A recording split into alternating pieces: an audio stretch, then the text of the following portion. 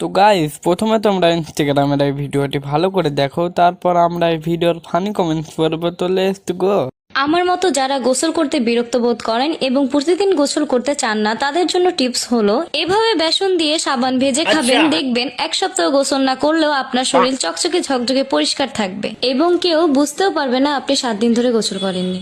तो चलिए शुरू करते हैं। New recipe unlock.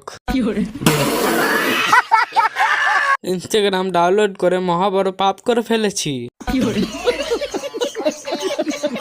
ইংলিশে গাল খাবেন খালা নাকি বাংলায়? এটা খেলে আর কি হবে জানি না, তবে শেষ স্নানটা হয়ে যাবে।